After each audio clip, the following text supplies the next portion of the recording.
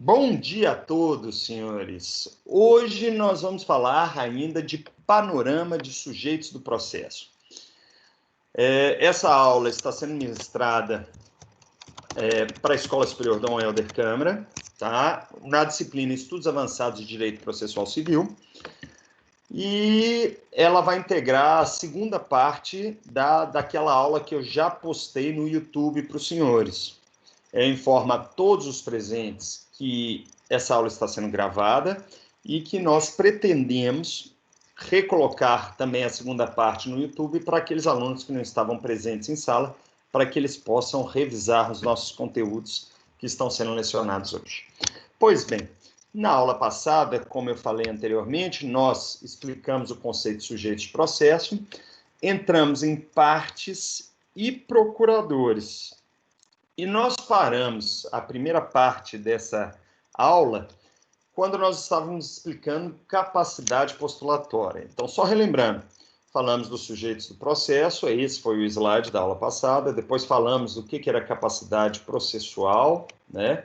Falamos dos casos de capacidade civil absoluta, de incapacidade civil absoluta, incapacidade relativa e capacidade plena, né? Falamos ainda de hipótese de curador especial no processo, falamos ainda de capacidade de cônjuge em ações reais e representação em juízo de fazendas públicas.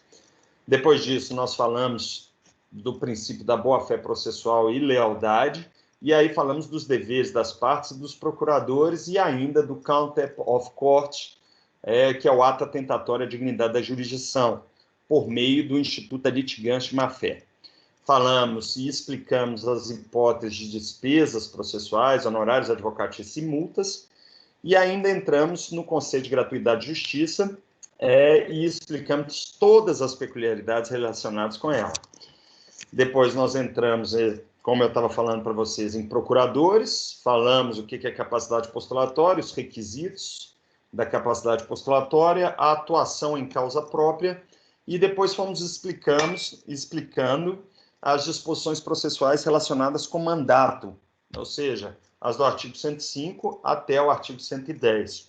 Falamos de renúncia de mandato, revogação de mandato, sucessão de advogados por subestabelecimento, direitos de advogados, né? Então, nós temos a vista obrigatória dos autos físicos pelo prazo de 5 dias, análise de processo em secretaria, né? E falamos dos poderes especiais do mandato. Além disso, falamos de habilitação e alienação de bem litigioso. E aí, agora, na aula de hoje, nós vamos continuar a matéria falando claramente das exceções em que se dispensa a capacidade postulatória. Além de falar disso na aula de hoje, nós vamos, depois dos sujeitos do processo, nós vamos entrar em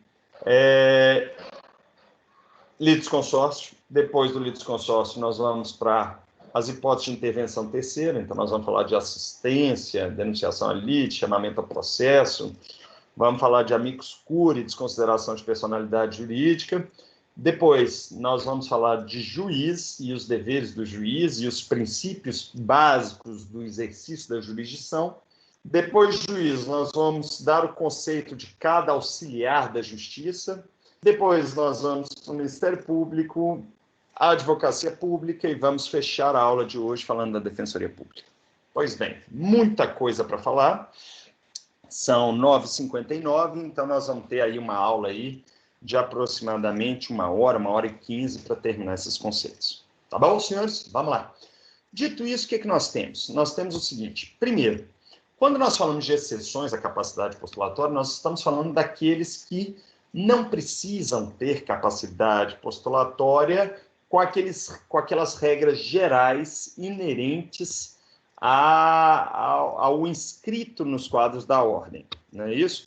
Então, nós estamos falando agora daquelas hipóteses em que não há incidência de um mandato, propriamente dito, ou em que não há uma formação específica da pessoa em direito, ou ainda, senhores, em casos que a pessoa pode pleitear sozinha em juízo, tá bom? Eu vou relembrar aqui para vocês 2 elementos importantes. Primeiro elemento importante dessas exceções são os rábulas. que hoje em dia, pelo menos no Brasil, é algo verdadeiramente em extinção. E o que seria o rábula? Seria uma pessoa de conhecimento, notório saber jurídico, sem graduação em direito, que é nomeado por um juiz dentro de um processo para defender os interesses de outrem. Tá joia? Seria isso, tá bom? Hoje em dia nós temos inúmeros cursos de direito no Brasil, todos que habilitam várias pessoas, né? E aí, automaticamente, essas pessoas fazem o exame da ordem, são aprovados, e por menor que seja o município, de 1.000, 2.000 habitantes, sempre tem 1 ou 2 advogados nesse município, né? Então, vamos lá. Mas, mesmo assim, ainda é comum, em alguns casos, essas pessoas procurarem advogados em outros municípios, seja por desconfiar da atuação daquele advogado, seja porque que é uma pessoa que não esteja envolvida em outras relações dentro daquele município. Pois bem, o próximo que eu tenho que falar para vocês é o advogado dativo ou o defensor dativo. Quando nós falamos de advogado dativo ou defensor dativo, tá, é aquele nomeado pelo juiz, mas aí é um advogado regularmente inscrito nos quadros da ordem, advogado dativo, que ele é nomeado pelo juiz ad hoc para a prática de um determinado ato. Tá claro, senhores?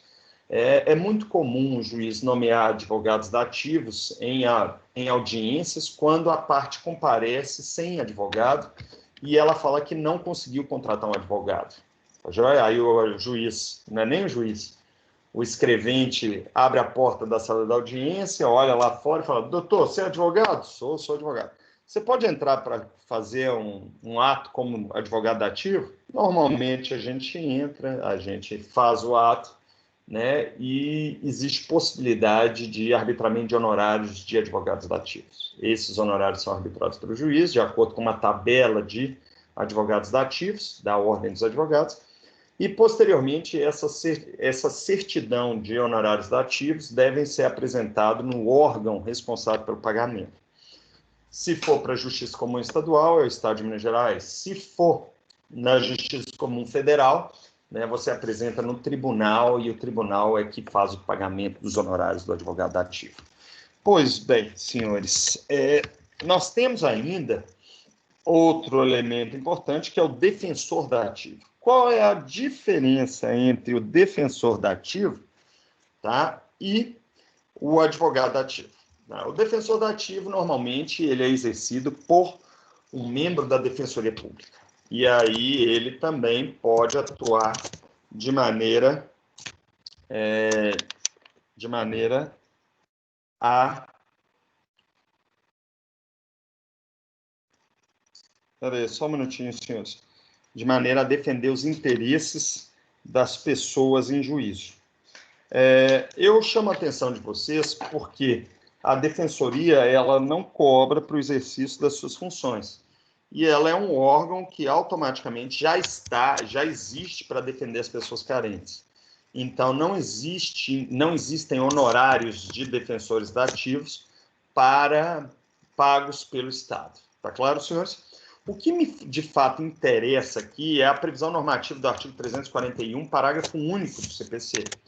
E no artigo 341, parágrafo único, né, nós temos que o ônus da impugnação especificada dos fatos não se aplica ao defensor público, ao advogado dativo e ao curador especial.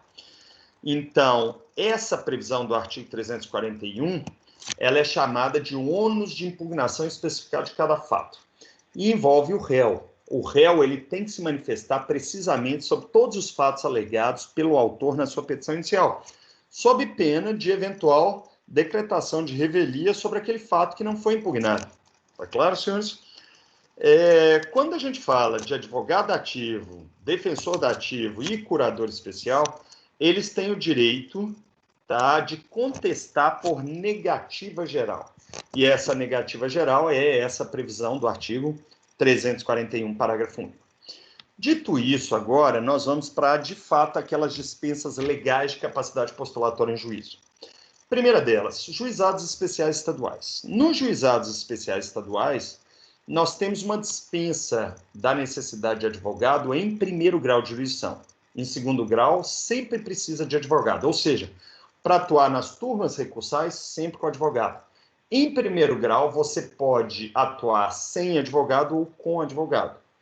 A regra da Lei 9.099 é uma só, tá?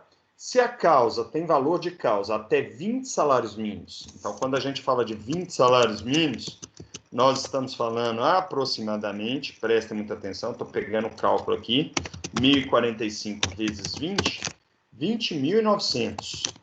Se você tem uma causa de até R$20.900, você pode atuar sem advogado. Basta você ir na termação, faz a sua alegação lá, os estagiários vão reduzir a termo, e aí aquilo vale como petição inicial. Agora, se a causa vale de R$20.901 até 40 salários mínimos, e 40 salários mínimos seria 1.045 vezes 40, R$41.000, então de R$20.901 até R$41.800, aí você precisa de advogado em primeiro grau, tá claro? Mas, quando nós falamos de juizados especiais federais e estaduais de fazenda pública, você também não precisa de advogado em primeiro grau de jurisdição. Só que para essas causas de juizados especiais federais e estaduais de fazenda pública, o valor de causa é de 60 vezes 1.045, 60 salários mínimos. E o valor de causa máximo é de 62.700. Tá claro, senhores? Em primeiro grau de jurisdição, para ajuizar uma causa até R$ 62.700 nos juizados especiais federais e estaduais de fazenda pública, não precisa de advogado. Tá? Mas eu não aconselho que façam. Por quê? A União ela é defendida em juízo pelos seus advogados da União, que são profissionais de direito, bem formados, aprovados em concurso público de títulos e documentos, que recebem aproximadamente R$16.000 só para advogar para a União. E nos casos dos estados, né, nós temos os procuradores dos estados e os procuradores dos municípios também, que são concursos bastante concorridos, né, e que demonstram a boa formação dos seus aprovados. Então, você, sem conhecimento jurídico, advogando contra procuradores de Estado da advocacia pública, automaticamente, ou com muita probabilidade, vocês partirão de uma situação de desigualdade. E o Supremo Tribunal Federal já declarou a constitucionalidade desses dispositivos que dispensam a capacidade postulatória nos juizados especiais. Atenção, existe uma previsão na Lei 8.906, que é o Estatuto da Advocacia da Ordem dos Advogados do Brasil, no artigo 1º, parágrafo 1º, falando que a impetração de habeas corpus, seja ele preventivo ou liberatório, dispensa a capacidade postulatória, tá? Relembra vocês que esses habeas corpus devem ser impetrados na forma do Código de Processo Penal, que prevê nesses artigos 647 até o 667 os requisitos legais para as petições de habeas corpus. Nós temos uma dispensa de capacidade postulatória na Justiça do Trabalho, né, prevista na CLT, que na doutrina vem sendo questionada com muito vigor por inconstitucionalidade, mas ainda não houve a declaração de inconstitucionalidade desse dispositivo. Volto a falar para vocês que eu aconselho que tenham um advogado na Justiça do Trabalho pelos mesmos motivos daqueles que foram apresentados para os juizados especiais federais e estaduais de fazenda pública. No Código de Processo Penal, tá, nós temos uma previsão também de ajuizamento de revisão criminal nos tribunais sem a necessidade de advogado. Tá? Mas essas hipóteses, tá, de revisão criminal, elas caíram em desuso. E por que caíram em desuso? Porque a revisão criminal nada mais é do que a ação rescisória na esfera do processo penal. Então, nós estamos falando de uma ação extremamente complicada, com várias peculiaridades, que, inclusive, vários advogados não sabem, mesmo sendo advogado, não sabem. Então, se você falar que uma parte vai lá e vai ajuizar sozinha uma revisão criminal, que é um processo de competência originária dos tribunais, isso é totalmente temerário, chega aos moldes até de uma imprudência não, de uma imprudência tal que a gente pode até mudar o nome. Então, eu não aconselho, em hipótese alguma, ajuizar a revisão criminal sem advogado. E nós temos uma previsão também anterior ao Estatuto dos Advogados do Brasil, que é de 94, do artigo 2º da Lei de Alimentos, que alguns juízes ainda aplicam na prática, falando que a ação de alimentos não precisa de advogado, bastaria o necessitado aos alimentos ir à frente do juiz e pedir ao juiz para que ele fixasse os alimentos, que ele poderia instaurar a ação de alimentos com esse mero pedido. Tá claro?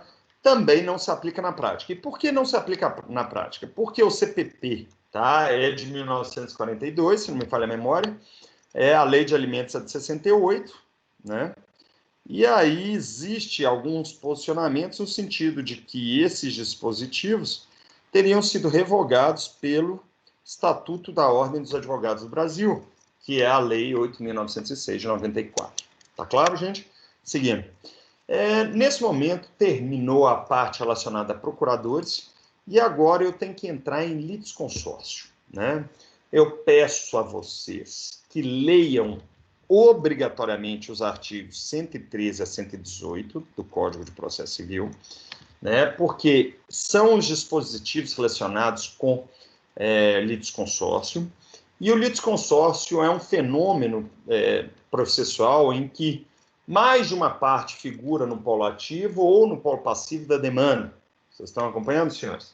Então, quando a gente fala de mais de uma parte, a doutrina fala de pluralidade subjetiva da demanda. Então, nós estamos falando que temos partes plurais. Nós temos mais de um autor, mais de um réu.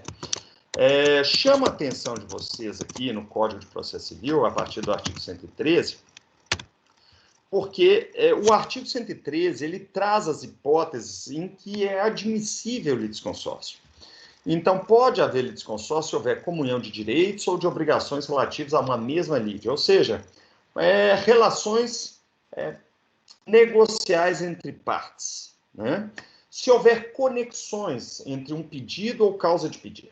E o que é a conexão, né? Quando há identidade de causas de pedir ou de pedidos, tá? Entre duas ações diferentes. Tá bom, senhores? E esse conceito de conexão está no artigo 55 do CPC. Se houver afinidade por questões de fato ou de direito, ou seja, as partes têm relação jurídica vinculada por um elemento de direito ou relações jurídicas por fatos. E aí nós temos essas hipóteses. Eu chamo a atenção para vocês para o parágrafo 2º e parágrafo 1º, que apresentam os pedidos de limitação de litisconsortes. Então, é possível, tá, ao juiz limitar o litisconsórcio facultativo. Só o facultativo, que é aquele voluntário, tá claro? Sempre que houver prejuízo para a defesa ou para a rápida solução do litígio.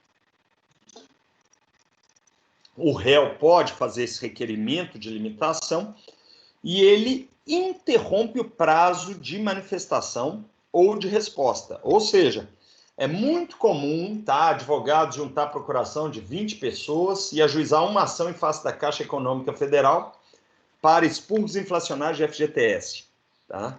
A Caixa, não prazo de resposta, fala, não, favor limitar o número de litisconsortes, porque 20 é demais. Nós vamos ter que instruir os 20 autores. Então, são 20 relações diferentes.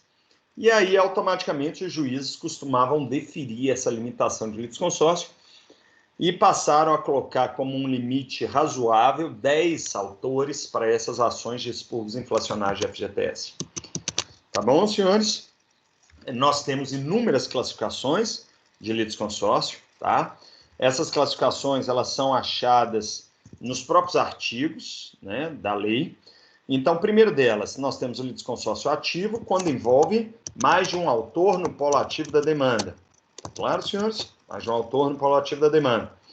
Nós temos o litisconsórcio passivo quando envolve mais de um réu no polo passivo da demanda. Agora nós vamos aos interessantes. Nós temos o litisconsórcio facultativo, que é aquele volitivo, né? É aquele que cabe à parte o interesse de litigar em litisconsórcio ou não. E, inclusive, ao autor para incluir o réu como litisconsorte dele, como de outro réu. Tá certo, senhores? Por exemplo, é comum um litisconsórcio facultativo no caso em que você ajuiza uma ação de indenização por acidente de trânsito e já figura no polo passivo da demanda a seguradora do réu, que foi o responsável pelo sinistro no seu veículo. Isso é comum. Tá joia, senhores? Especialmente porque nos juizados especiais não é admissível a figura da intervenção de terceiros. Então, as hipóteses de cabimento são as do artigo 113, que nós lemos aqui, né? Então, depende de ato de vontade do autor, né? A inclusão de outros juntamente com ele. Pode ser mais de um autor ou pode ser mais de um réu. Então, é o autor que define a figura do litisconsórcio facultativo. Tá bom, senhores? Por outro lado, nós temos o litisconsórcio necessário, previsto no artigo 114 do CPC, que fala que o litisconsórcio será necessário por disposição de lei, ou quando, pela natureza da relação jurídica controvertida, a eficácia da sentença depender da citação de todos que devam ser litisconsortes. Ou seja, o litisconsórcio necessário é aquele instituído por força de lei. Ele é obrigatório, tá joia? E aí o exemplo clássico de litisconsórcio necessário é a ação de uso capião. Na ação de uso capião, o autor, que é o possuidor do imóvel, ele quer adquirir, por força da sua posse de uso capione, o domínio daquele imóvel. Então, ele tem que constar no polo passivo de demanda todo mundo, porque ele vai citar o proprietário registrado, né? Pessoalmente. Ele vai citar pessoalmente os confinantes do imóvel, que são os vizinhos, para saber se não há invasão de área, né? E porque os confinantes são réus na delimitação. Ele vai citar, muita atenção, os terceiros incertos e não sabidos, desconhecidos por edital. Né? Ele vai citar os interessados por edital, que não têm direito real sobre bem. Ele vai se intimar as 3 fazendas públicas da União, do Estado, onde está o imóvel, e do município, onde está o imóvel, para verificar se o bem não é público e se a União e se os entes fazendários têm ou não interesse sobre esse bem. Né? Além disso, ele vai intimar o Ministério Público na condição de custos legis, né, que ele vai atuar no processo.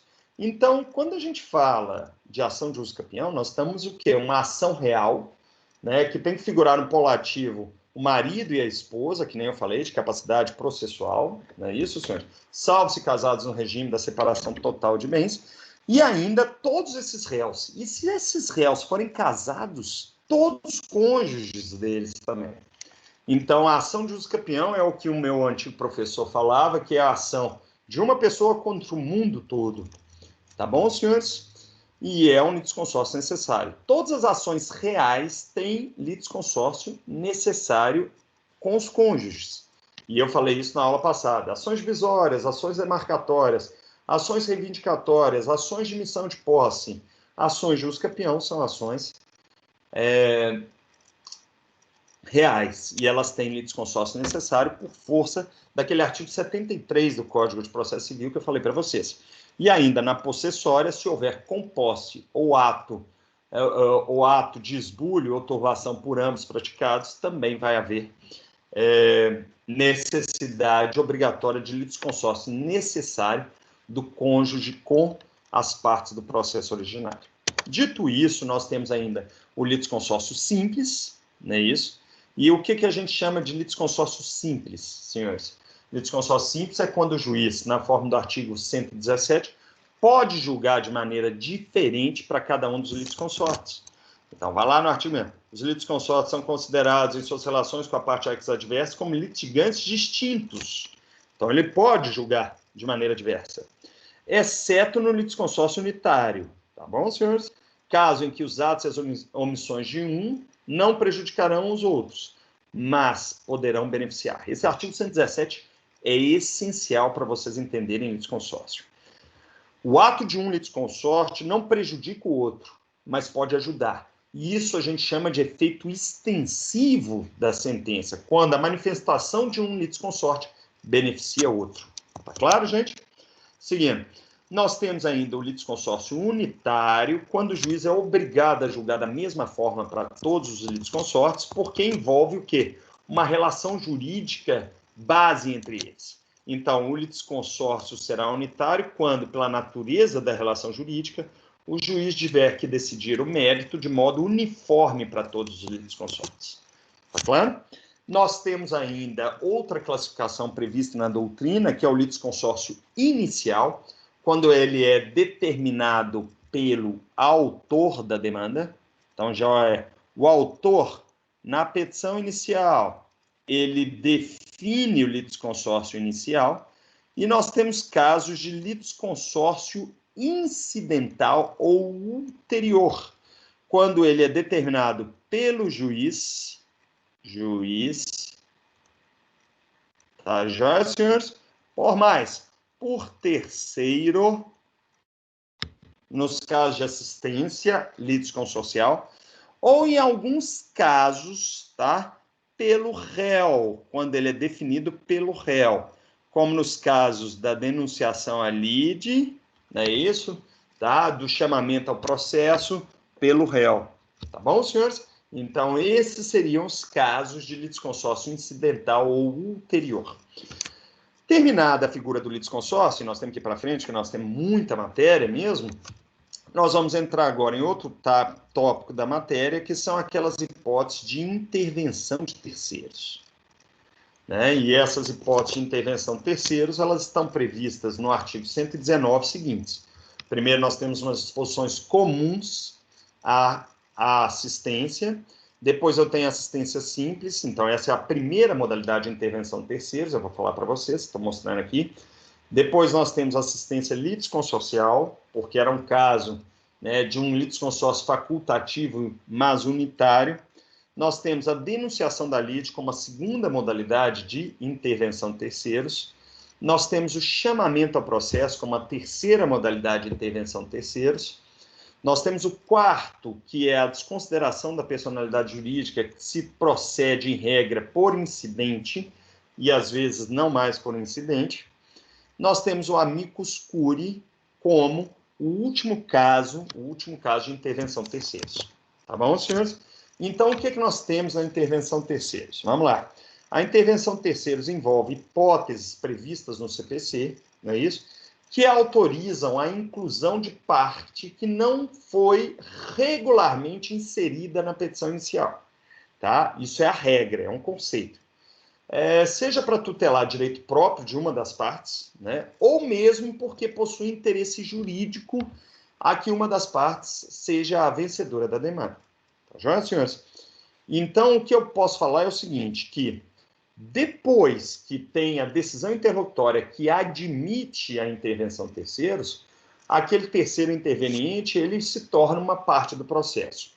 Enquanto ele não tem essa decisão interlocutória deferindo a intervenção, né, ele vai tentando, ele vai se manifestando nos autos até conseguir que o juiz, de fato, o admita naquele processo, tá certo? Mas o regular seria o efetivo cadastro dos advogados daquele terceiro interveniente, né, para que eles recebam as intimações futuras. Então, vamos lá. Quando a gente fala de assistência, assistência é a primeira modalidade de intervenção de terceiros, está previsto no artigo 119 ao 124, e o terceiro, que tem interesse jurídico e relevante e não integrou a lide originariamente, para que ele seja inserido como parte, né, dentro do processo. Tá claro, senhores? Então, ele solicita a sua intervenção para ajudar uma das partes. Eu tenho casos, tá, de irmãos que impugnaram uma escritura pública de doação alegando a incapacidade do doador, que era a mãe deles, para um filho. Tá? A mãe tinha Alzheimer na época e ela assinou uma escritura pública de doação. Quem ajuizou a ação foi um dos que foram preteridos na doação, alegando que a doação era inoficiosa por violar a legítima e também porque era nula por ausência de capacidade. E aí nós intervimos no processo, né, representando outros irmãos que queriam ajudar aquele autor para que ele ganhasse a ação. Tá claro, senhores? Posso dar outro exemplo para vocês também, né? Que seria o caso, por exemplo, de uma sociedade incomum ou irregular, que é aquela sociedade sem prévia constituição na junta comercial. E aí um dos sócios da sociedade incomum, ele peticiona nos autos querendo intervir e ajudar a sociedade. Esses seriam casos de assistência, tá? Eu já vi casos de assistência também na vara de família, tá bom, senhores? A avó de uma criança integrando uma relação jurídica processual numa ação de guarda, tá, já pedindo para ajudar o pai a conseguir a guarda da criança, tá bom? Isso era uma assistência. E aí vocês têm que entender o seguinte, que todos os casos de assistência derivam de litisconsórcios facultativos, todos os casos. Mas quando nós falamos de assistência simples, tá claro? O litisconsórcio também seria simples, porque o juiz não é obrigado a decidir da mesma forma para o assistente e para a parte. Por outro lado, quando a gente fala de assistente litisconsorcial, o assistente litisconsorcial previsto no artigo 124, tá? Ele poderia ser parte, porque era um caso de litisconsórcio facultativo, mas unitário. Então, o juiz era obrigado a decidir da mesma forma para ele. Esses casos que eu dei de exemplo aqui da sociedade incomum e da anulação da escritura são casos de litisconsórcio facultativo unitário, ou seja, eu dei exemplo para vocês de assistências litisconsorciais. Seguindo, quando nós falamos de denunciação à lide, é um instituto muito importante, porque ele é cabível naqueles casos para assegurar o direito de regresso previsto em lei ou em contrato, ou ainda derivado da evicção, tá? Relembra vocês o que é evicção, né? Evicção envolve um negócio jurídico entre partes capazes em que se aliena um determinado bem, normalmente bens móveis, veículos, acontece muito evicção, né? Só que o vendedor não era o proprietário do veículo, porque aquele veículo era objeto de furto ou roubo, né? Então, quando a gente fala de evicção, significa o seguinte: a pessoa que era o regular proprietário daquele veículo ajuiza uma ação reivindicatória ou de emissão de posse sobre aquele veículo. E aquele veículo não está na mão do vendedor, está na mão do comprador. E o comprador é citado. Na hora que o comprador foi citado, ele tem que denunciar a lide, o vendedor, para assegurar o direito de regresso numa lide secundária. Tá claro, senhores? Então, existe uma lide processual, uma relação jurídica entre o autor da demanda e o réu, e o litis denunciado, ele aparece tendo relação com o réu. Esse é o caso também, senhores, muito comum de seguradoras, tá joia, senhores? Em função de acidentes de trânsito.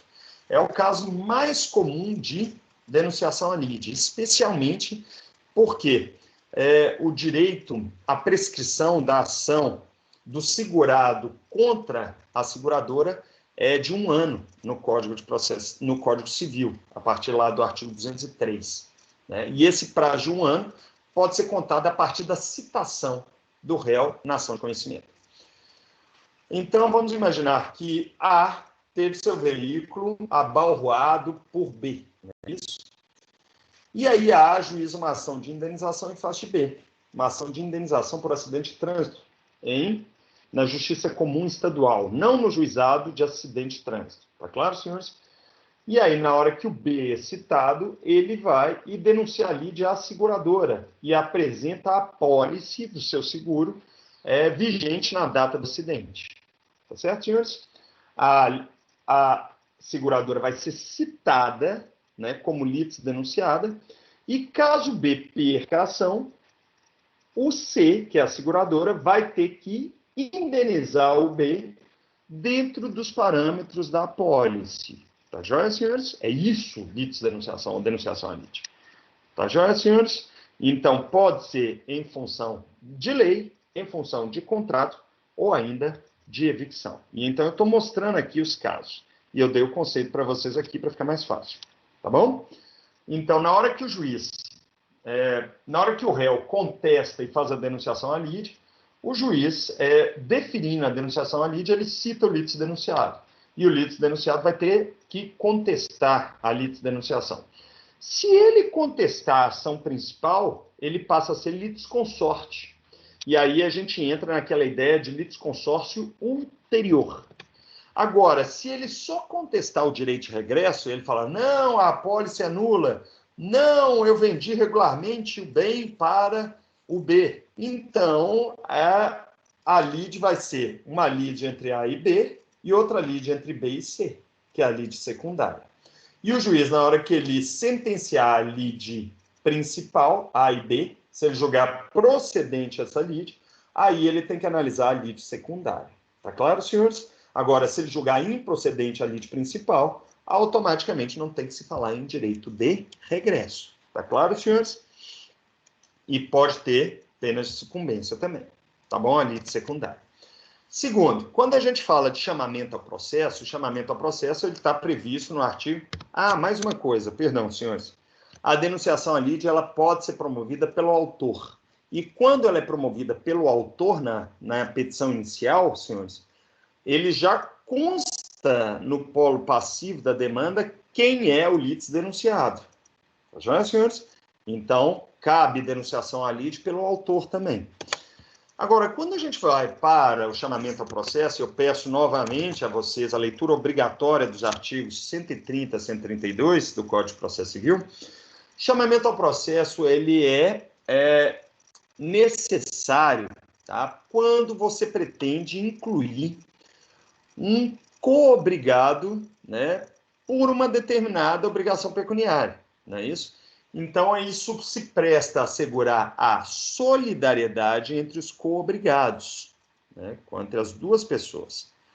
Né? E a partir dessa solidariedade entre os coobrigados, você ainda vai ter a verificação entre eles, de uma obrigação subsidiária. Né? Então, prestem muita atenção. O caso mais comum de chamamento ao processo é numa ação de despejo acumulada com cobrança, quando você ajuiza a ação de despejo acumulada com cobrança em face do locatário de um bem imóvel e de apenas um dos fiadores, e não coloca o outro fiador no polo passivo da demanda. Aquele fiador que ele é responsável solidário pela obrigação do locatário, ele pode chamar ao processo o outro fiador para que ele, o terceiro, também seja solidário pela obrigação do locatário. Então, ele faz esse chamamento ao processo em sede de contestação, o juiz defere, cita o outro fiador, e depois, na sentença, o juiz vai estabelecer a solidariedade entre o locatário, fiador 1 e fiador 2. Agora, se o fiador 1 pagar a obrigação integral constante do processo, ele vai ter direito de regresso contra o fiador 2. E esse direito de regresso vai ser pela metade da dívida, tá? Porque os fiadores têm que dividir a obrigação solidária entre si. Tá claro, gente? Próxima modalidade de intervenção de terceiros é a desconsideração da personalidade jurídica. Tá? Sofreu mudanças recentes, essa desconsideração da personalidade jurídica, e essa desconsideração de personalidade jurídica foi alterada de forma a ter uma análise mais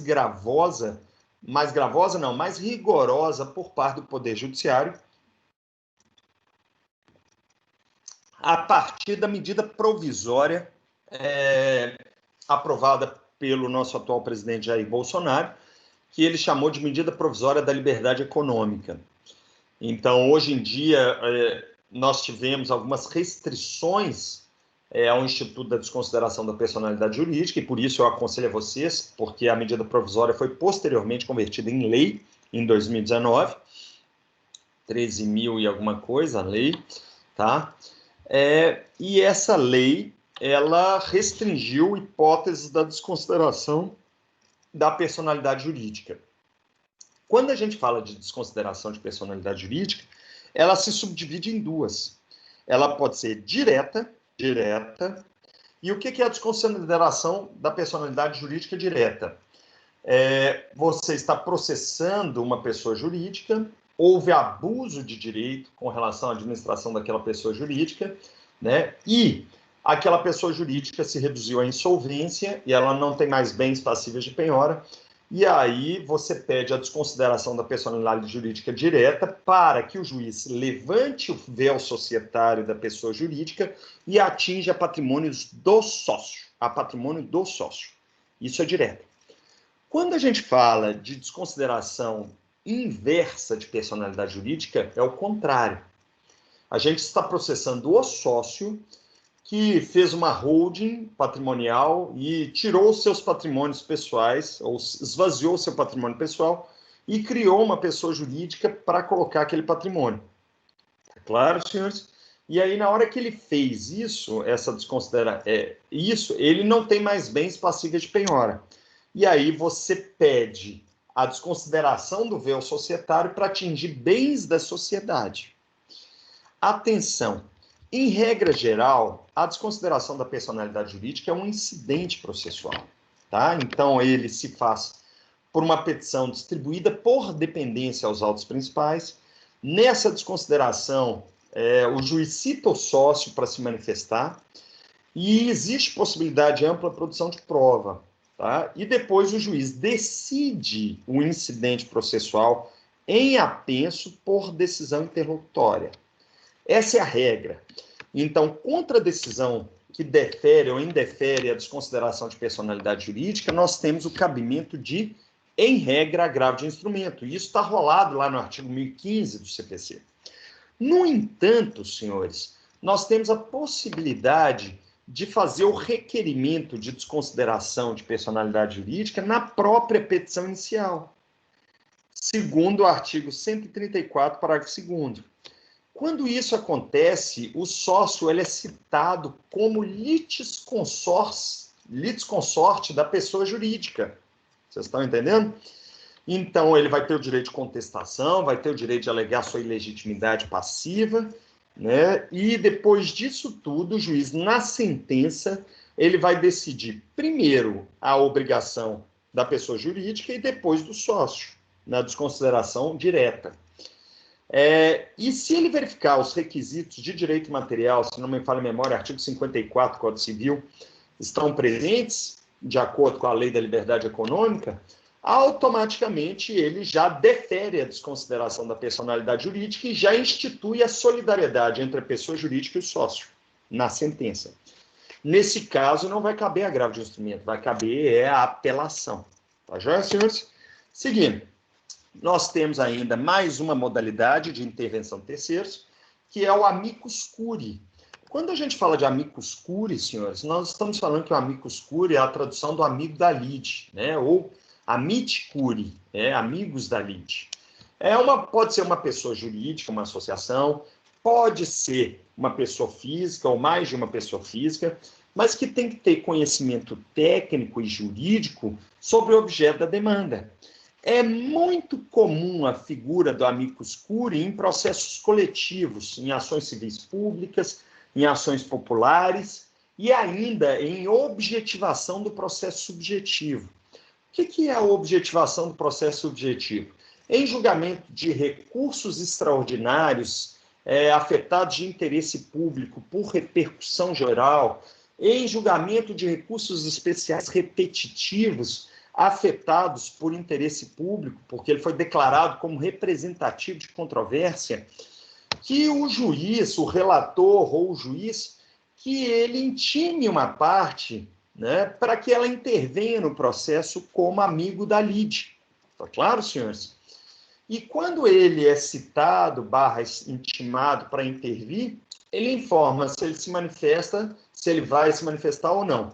Normalmente é uma honra, né, ser considerado amicus curiae. Tem mais um caso muito importante, que é o IRDR, o Incidente de Resolução de Demandas Repetitivas. É muito comum ter a MIT-CURI. Então, em todos os processos que objetivam a criação de um precedente judicial, que é aquela decisão modelo interpretativa que vai alcançar outras relações jurídicas processuais, é comum ter o amicus curiae. No caso de ações populares e ações civis públicas, nós temos o fato da coisa julgada in utilibus, né? Ou seja, que a coisa julgada erga omnes. Então, é por isso que nós temos o amicus curiae. O que eu tenho que falar aqui para vocês que costuma cair em concurso? A decisão interlocutória que determina ou que convoca uma pessoa para ser amicus curiae, ela é sempre irrecorrível. Sempre irrecorrível. Tá claro, gente? Porque é um ato discricionário do juiz. Então, não cabe recurso. Tá? Então, eu até falei aqui, escrevi, que ela é deferida por despacho, porque não tem conteúdo decisório, mas mesmo que fosse entendida por decisão interlocutória, seria irrecorrível. Tá claro, gente? Ela é irrecorrível, não cabe recurso dessa decisão. Além disso, o que mais que eu tenho que falar para vocês? Em casos de IRDR, Incidente de Resolução de Demandas Repetitivas, o amicus curiae ele vai ter legitimidade recursal para recorrer da decisão de mérito, que gera o precedente judicial interpretativo, tá bom? Então, se for um IRDR tramitando em tribunal de justiça, ele vai poder interpor tanto recurso especial quanto extraordinário. Se for IRDR tramitando no STJ, aí ele vai poder interpor recurso extraordinário ao Supremo Tribunal Federal. Tá claro? Para demonstrar qual é o melhor precedente judicial para aquela tese jurídica ou para aquela controvérsia na aplicação do direito que tem que ser solucionada pelo Poder Judiciário por meio da criação do precedente. Dito isso, eu termino aqui, no 1.4.5, todas as hipóteses de intervenção de terceiros. E agora nós vamos para o próximo passo da matéria. O próximo passo da matéria é o capítulo do juiz. Novamente, eu peço a vocês leitura obrigatória dos artigos 139 ao 143, né? É um capítulo próprio relacionado com o juiz, tá? Então, ele está aqui. Vou até mostrar para vocês, né? Esse capítulo, ele traz inúmeros poderes para o juiz, deveres para o juiz também, tá certo? Sim, traz deveres, poderes, e ele traz ainda alguns princípios básicos do exercício da atividade jurisdicional. É um capítulo muito discutido em artigos que trabalham a teoria geral do processo, né? Especialmente esse artigo 139 aqui, porque ele inovou no Código de Processo Civil, né? Que traz, né, os deveres e poderes do juiz. Então, primeiro, ele tem o dever de implementar isonomia e paridade simétrica entre as partes. Ele tem o dever de velar pela razoável duração do procedimento. Então, ele tem que cumprir os procedimentos. Ele tem que prevenir atos atentatórios à dignidade da justiça, que é o contempt of court, que nós falamos ontem, na aula passada. E em deferir postulações protelatórias. Então, isso aqui é dever. Esse aqui é o favorito do processo executivo. Ele determina medidas indutivas, coercitivas, mandamentais, subrogatórias necessárias para assegurar o cumprimento de ordem judicial, inclusive nas ações que tenham por objeto prestação pecuniária. Então, ele conseguiu criar aqui, né, a figura das medidas atípicas, executivas atípicas, ou seja, restrição de passaporte, né? Alguns falam disso, se é possível ou não, alguns falam que é inconstitucional, né? Mas, por violar o direito de ir, vir e permanecer. Agora, restrição de carteira de motorista, isso seria uma medida atípica. Restrição do uso de cartão de crédito, medida atípica. Alguns falam que deve haver proporcionalidade e razoabilidade, alguns falam, a jurisprudência fala que a medida atípica só é possível depois de esgotadas as medidas típicas, que é a penhora, propriamente dito. Então, atenção com esse dispositivo. né? Aqui ele tem que promover a autocomposição, então é um dever dele, né, por meio dos conciliadores e mediadores. Ele pode dilatar prazos processuais e alterar a ordem de produção de prova, tendo em vista as peculiaridades do conflito. Ele exerce poder de polícia, que é fiscalização, né? Inclusive requisita força policial. Ele pode determinar qualquer tempo o comparecimento das partes para inquisição, ou seja, a gente chama isso aqui de, não de depoimento pessoal, mas de interrogatório. Então, ele pode determinar o interrogatório das partes, tá? Sabendo que, no caso de interrogatório, não há pena de confesso. Então, se a outra parte não pediu depoimento pessoal e o juiz determinou o interrogatório de ofício, não há confissão, tá claro? Ele pode corrigir falta de pressupostos processuais que eu já ensinei para vocês e saneamento. Pode não, ele vai determinar, porque se aplica o princípio do formalismo valorativo, né? Então, se ele verificar que tem diversas demandas individuais repetitivas, ele pode oficiar o Ministério Público para ajuizar a ação civil pública, né, por interesse difuso, coletivo ou individual homogêneo. E a Defensoria Pública só nos casos de interesse individual homogêneo.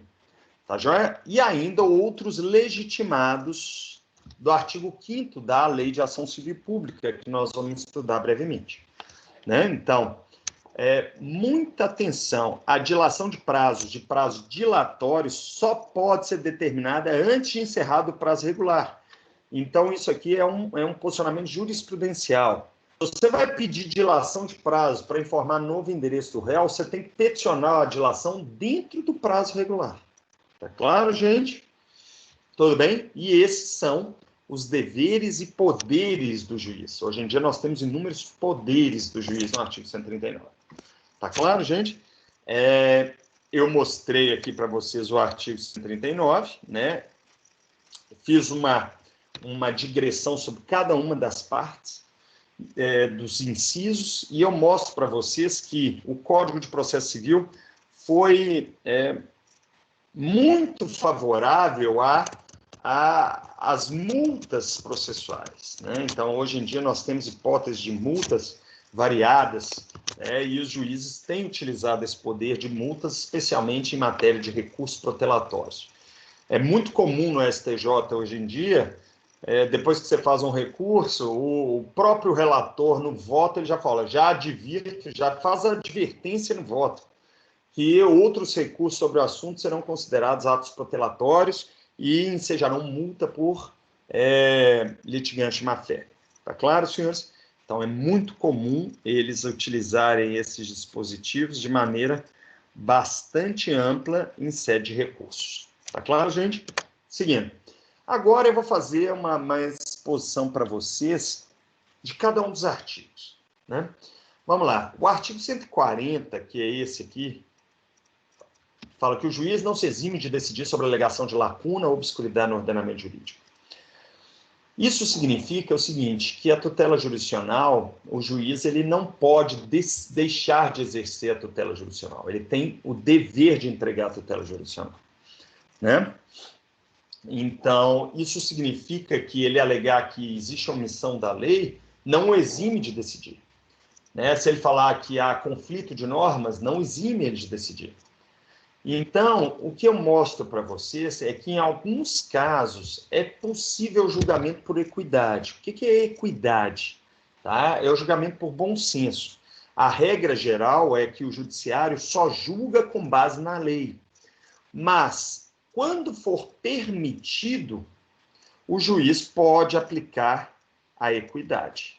E ele pode aplicar a equidade, por exemplo, nos procedimentos especiais de jurisdição voluntária, onde ele exerce o quê? A administração pública de interesses privados. Eu chamo a atenção de vocês porque a lei, lá no artigo 723, ele fala que ele não está distrito ao critério de estrita legalidade. Isso é julgamento por equidade. Tá claro? Agora, quando ele está autorizado, ele julga por equidade. E quando ele não tem autorização legal para julgar por equidade, ele tem que julgar com base no ordenamento jurídico. Independentemente de lacuna, de obscuridade, ele vai ter que julgar.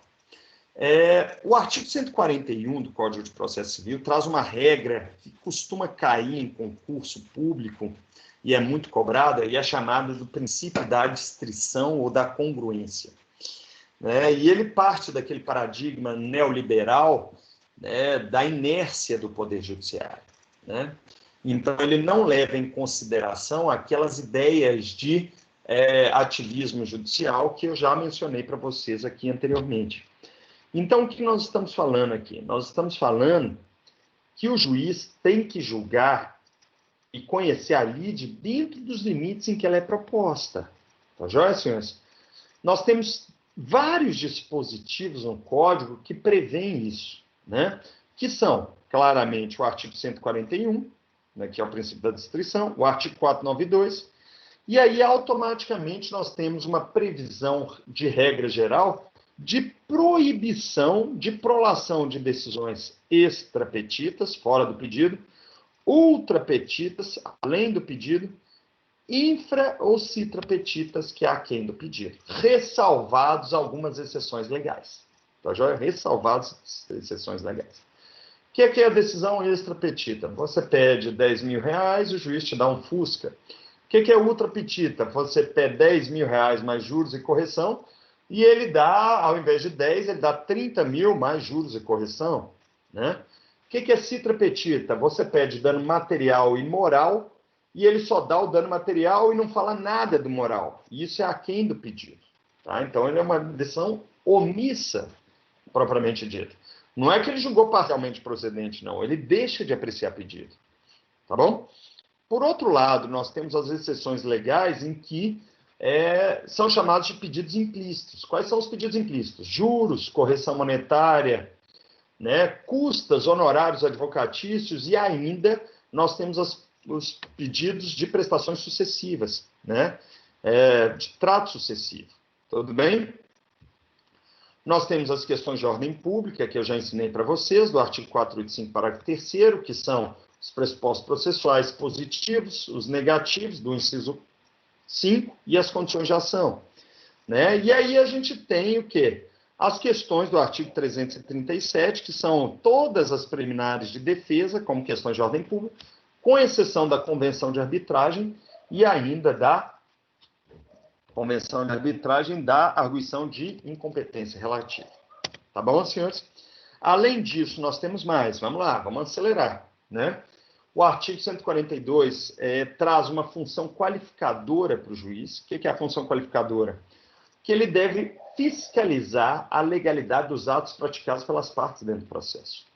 Então, ele tem que obstar simulações processuais, colusões processuais, Ele tem que obstar ainda dolo processual de uma parte em face da outra, e aí o artigo 142 fala claramente isso, que eu deixei aqui copiado para vocês. Começando-se pelas circunstâncias de que o autor e réu se serviram do processo para praticar ato simulado ou conseguir fim vedado em lei, que é a colusão processual, o juiz proferirá a decisão que impeça os objetivos da parte, aplicando de ofício as penalidades de litigante de má-fé. Então, isso significa que se ele notar que autor e réu, por meio do processo, querem conseguir um fim ilícito, e é muito comum isso quando ocorre uma revelia proposital dentro do processo, aí automaticamente o juiz sentencia julgando improcedente o pedido por simulação processual e colusão processual, e ainda condena os dois, autor e réu, por litigante de má-fé. É claro que para ele notar isso, ele vai ter que ter outros elementos de prova que não apenas a revelia, porque a revelia não é um elemento de prova, é um fenômeno processual. Mas se constatar isso por meio da oitiva de uma testemunha do autor, por exemplo, aí é que ele vai sapecar mesmo e ele vai julgar improcedente o pedido. Além disso, no artigo 143, então aqui nós acabamos de explicar o artigo 142, e agora nós vamos para o 143, lá fala da responsabilidade civil do magistrado e penal pelas demandas, E o juiz só responde civilmente no Brasil, né, porque é a jurisprudência que fala isso, se ficar caracterizada fraude cometida pelo próprio juiz, dolo pelo próprio juiz ou culpa grave no exercício da jurisdição. E o próprio artigo 143 fala que o atraso na entrega da tutela jurisdicional não dá direito à indenização à parte. Né? Por quê? Esse justo motivo justificado pelo excesso de serviço, automaticamente ele descaracteriza qualquer dano processual da parte. Tá claro, gente? Seguindo, senhores.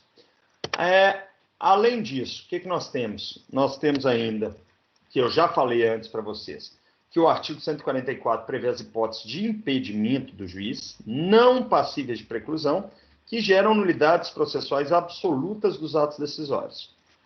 Pode ser impugnado o magistrado, né, ou em sede de recurso ordinário lato sensu, ou ainda por meio de ação rescisória. Porque o impedimento do juiz é um critério objetivo que, mesmo que tenha se transitado em julgado a sentença de mérito, você pode impugnar na forma do artigo 966, inciso 2, a sentença de mérito proferida por juiz impedido. Por outro lado, essa solução não se aplica para suspeição, porque ela gera nulidade processual relativa, passível de preclusão, se não for alegado na primeira oportunidade que a parte tem que falar nos autos. E o procedimento é 15 dias a partir do conhecimento da suspeição, na forma do artigo 146. Você faz uma petição nos autos, arguindo a suspeição do juiz. O juiz vai poder analisar de ofício aquela petição, se ele concorda ou não. Se ele não concordar, ele vai desentranhar a petição, apensar, tá? Vai se manifestar no apenso e vai remeter os autos para o Tribunal Hierarquicamente Superior para ele apreciar aquilo. Então, leitura do artigo 146 é obrigatória, porque ele prevê, inclusive, a forma e o prazo de suspensão do processo pela arguição de impedimento e suspeição. Atenção, nós temos um impedimento adicional no artigo 147, porque juízes parentes até terceiro grau não podem atuar no mesmo processo. É muito comum nós temos juízes de primeira instância que são filhos de desembargadores. Então, quando chega no tribunal de segundo grau a sentença ou a decisão interlocutória para revisão, né, o desembargador tem que se declarar impedido para julgar aquela causa. Tá claro? E, finalmente, nós temos que as hipóteses de impedimento e suspeição se aplicam também, senhores, por extensão aos serventuários da Justiça e ao Ministério Público. Então, o membro do Ministério Público também pode ser arguído de impedido ou suspeito, tá? E também os auxiliares, o escrevente, os peritos, né, os tradutores juramentais e assim por diante. E isso nós chamamos de sujeitos imparciais do processo. Dito isso, nós estamos entrando nessa parte do processo, da matéria, e agora eu tenho que explicar cada uma delas, cada uma das hipóteses, né? Primeiro, os auxiliares da Justiça, né, nós temos um rol enunciativo de auxiliares da Justiça, não taxativo, no artigo 149. Todos esses artigos, 149 a 175, são de leitura obrigatória, porque são cobrados em concurso, tá? É uma parte que as pessoas não costumam ler antes do concurso público. Então, eu aconselho que leiam para o concurso. Primeiro, chefe de secretaria, escrivão. Ele é chamado de escrivão na prática, tá já? Tem previsão normativa no artigo 150 a 155, e ele é o chefe da secretaria. Vocês estão me entendendo? Nos tribunais são assim que eles são chamados. São as pessoas que emitem as certidões, são aqueles que emitem atos ordinatórios por delegação da corregedoria ou do próprio juiz, né? Eles têm que ter uma boa administração do órgão da Secretaria do Juízo. Eles têm que conhecer processo civil, tá? Ou processo penal, né? Então, eles é que emitem essas certidões que são tão difíceis da gente conseguir na prática. Próximo, escrevente, servidor público concursado, né? Como o escrivão também. que ajuda no trâmite normal dos procedimentos. Por exemplo, quando chega um mandado de citação devidamente cumprido, é ele que junta esse mandado no processo, se o processo for físico. Se ele for eletrônico, é ele que digitaliza. É esse escrevente que digita atas de audiência quando a audiência não é por videoconferência ou gravada, não é isso? Então, eles expedem termos de inventariança, eles ajudam no atendimento do balcão, tá? Então, todos vocês que estão aí no 10º período já foram no fórum, já sabem o que é escrevente. Oficial de justiça, né? Servidor público concursado também, viu, gente? Concurso público de oficial de justiça. O que ele faz? Ele cumpre mandados fora da unidade jurisdicional. Então, ele faz diligências fora. O mandado é uma ordem do juiz que é entregue ao oficial de justiça e ele cumpre esse mandado. Ele é responsável por citações pessoais, né? Cumprimento de mandados em cartas precatórias, né? Ele ainda é responsável por autos de penhora. Ele faz o auto de penhora quando ele penhora bens móveis do executado. Ele é responsável pela avaliação em regra dentro do processo de execução. Então, é ele que faz isso tudo. Tá bom, senhores? Então, é muito comum em procedimentos especiais de jurisdição contenciosa. E ele é essencial nos atos de comunicação das partes. É ele que procede à intimação pessoal de parte para cumprir determinada decisão do juiz. Perito, leitura obrigatória, isso aqui cai frequente, senhores. Primeiro, vocês têm que saber que o perito, ele é uma pessoa de confiança do juiz, que tem conhecimento técnico numa determinada área, tá? O juiz pode ter o mesmo conhecimento que ele, mas mesmo assim, ele vai ser nomeado pelo juiz para a produção de determinada prova. Então, ele é responsável, seja pelos exames, quando ele analisa algo, vistoria, quando ela exame médico, por exemplo, aqui, examina uma pessoa, quando ele vistoria um determinado bem, ou quando ele avalia, otorgando valor a um determinado bem. Tá? Essas são os 3 tipos de perícias previstos no Código. Nós temos áreas de conhecimento diferentes: medicina, engenharia civil, engenharia mecânica, engenharia do trabalho, você tem perícia psiquiátrica, perícia contábil. Tá joia, senhores? Eu falo para vocês que ele recebe seus honorários, né? Normalmente do Estado, no caso de justiça gratuita, ou da parte que não é beneficiada pela justiça gratuita. Atenção, já falei isso para vocês. Existe um cadastro de peritos mantidos pelo Poder Judiciário para fazer as perícias gratuitas. Esse cadastro tem 3 níveis de honorários. Eu não lembro direito os níveis de honorários, senhores. Primeiro nível paga R$200, 150 a 200. Segundo nível paga 300 até 400, mais ou menos. Quarto nível paga de 500 a 700 reais. Terceiro nível paga de 500 a 700 reais. 3 níveis, tá? Já não é quarto, não. É muito comum o perito ser nomeado pelo cadastro e não aceitar a realização dessa perícia, porque o valor dos honorários que estão cadastrados são muito pequenos. Tá joia, gente? Então, vocês têm que saber que o valor dos honorários homologados pelo juiz são título executivo judicial no novo CPC. Então, cabe cumprimento de sentença e a parte não pagar. A regra geral é que, se o autor pediu a perícia, ele antecipa os honorários. Se o réu pediu a perícia, ele antecipa os honorários. Se o juiz determinou de ofício a perícia, ou as duas partes requereram, 50% é paga pelo autor, 50% pelo réu, mas quem paga a perícia ao final é quem perdeu na perícia. Tá joia? A regulamentação adicional da prova pericial está nos artigos 464 ao 460 também, que é o procedimento de realização da perícia. Pois bem, senhores, depositário judicial, muito comum ser nomeado dentro de processo de execução ou processo de falência, pessoa física que torna-se responsável pela guarda de um determinado bem móvel a favor do juiz.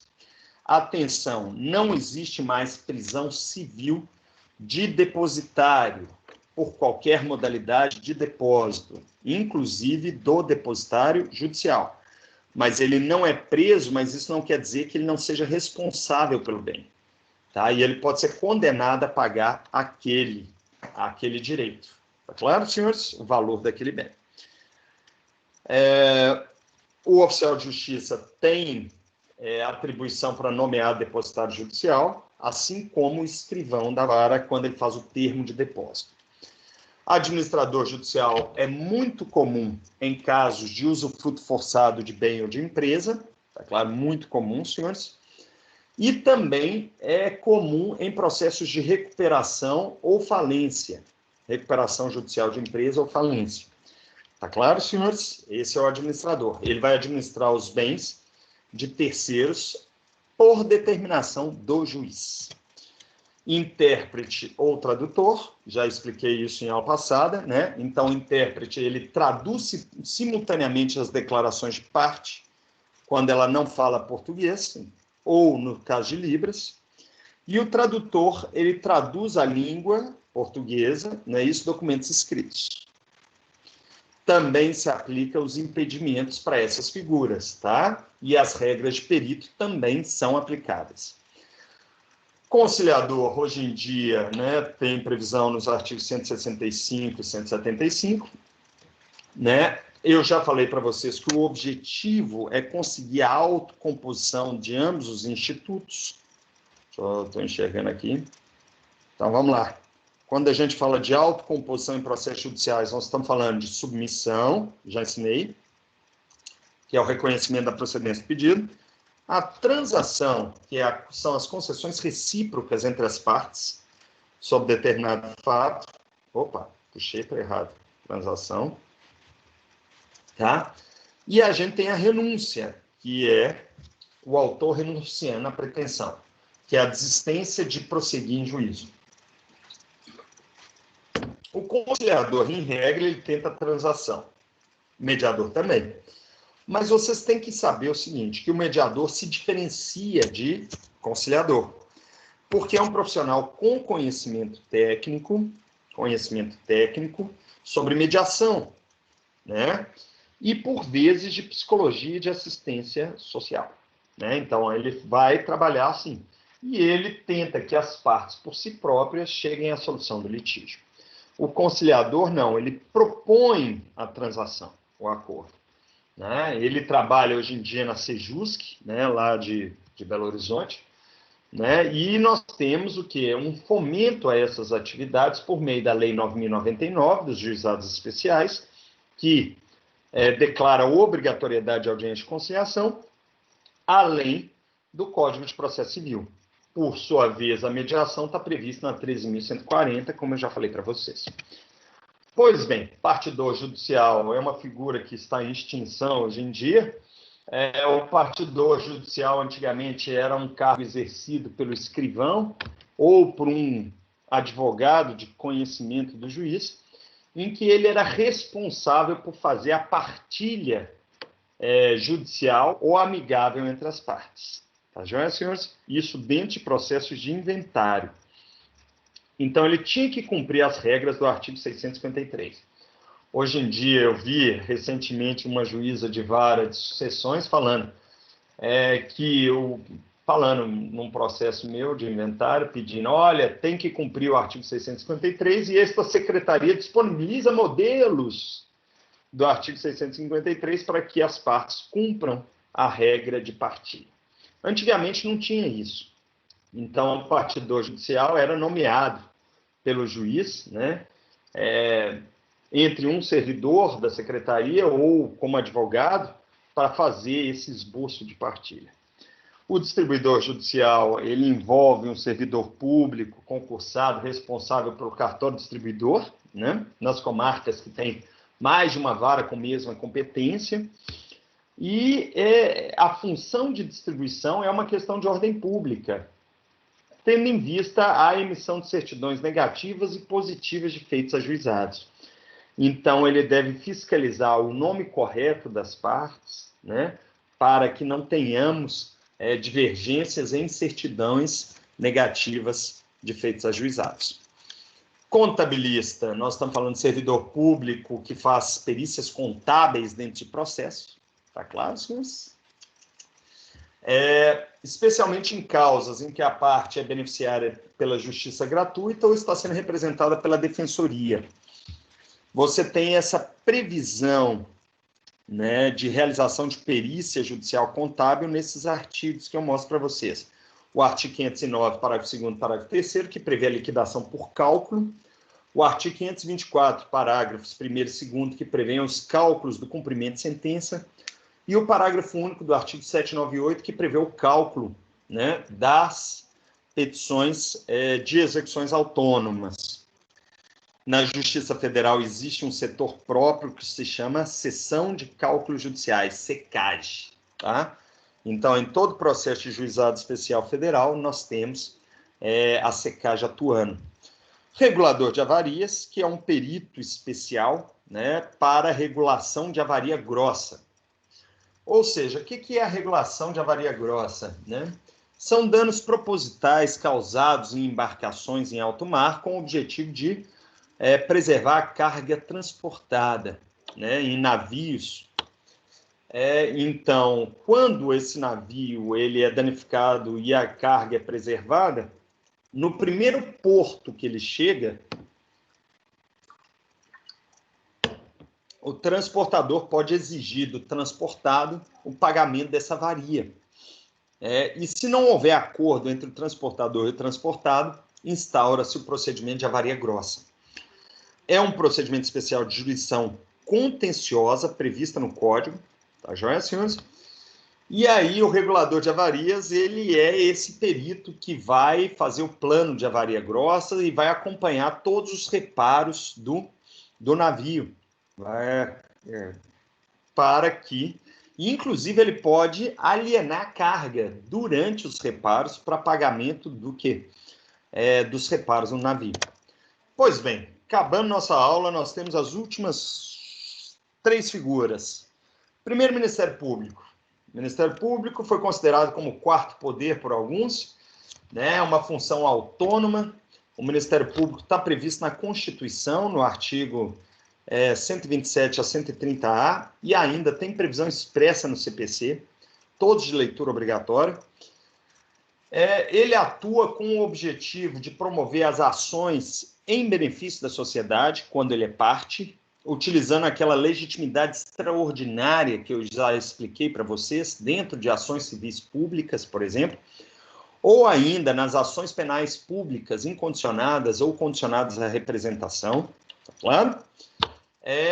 E ele também atua como custos legis. Custos legis é o fiscal da lei.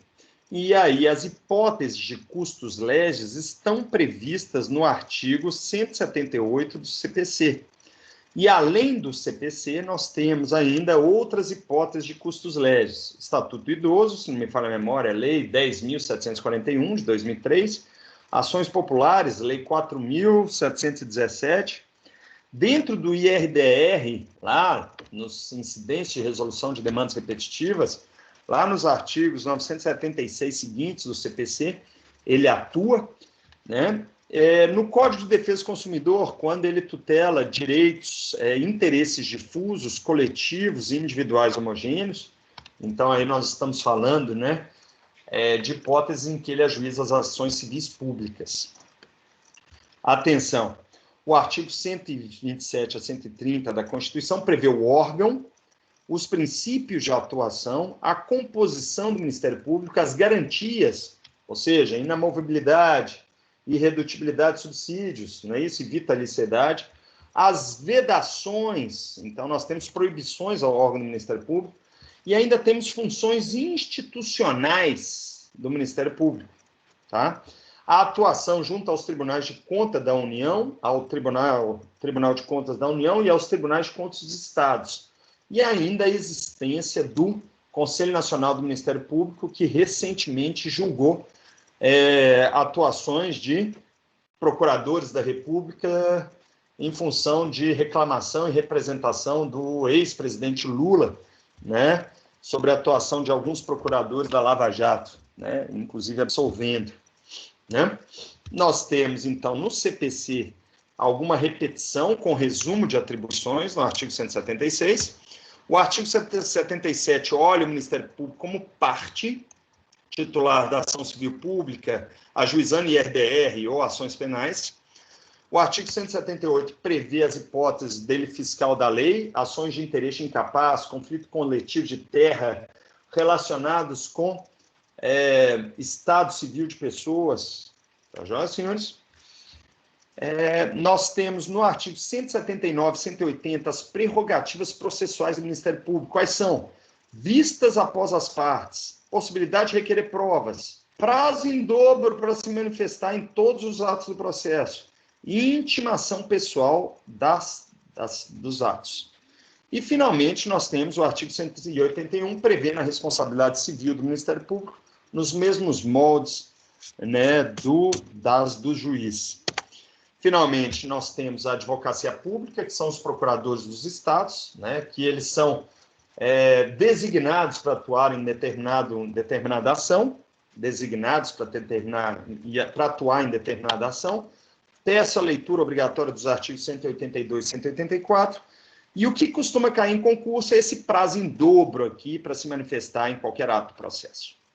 Prazo em dobro. Tá bom, senhores? Isso costuma.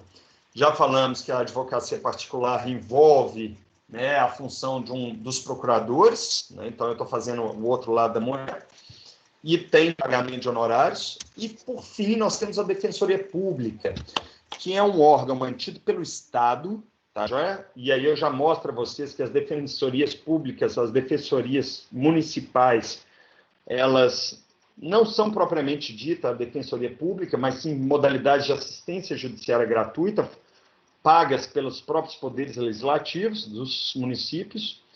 Mas quando a gente fala de defensoria pública, nós temos duas, as defensorias dos estados e a da União, atuar na Justiça Federal. E ela presta assistência judiciária gratuita para os assistidos, que são aquelas pessoas que não têm condição de arcar com os honorários advocatícios.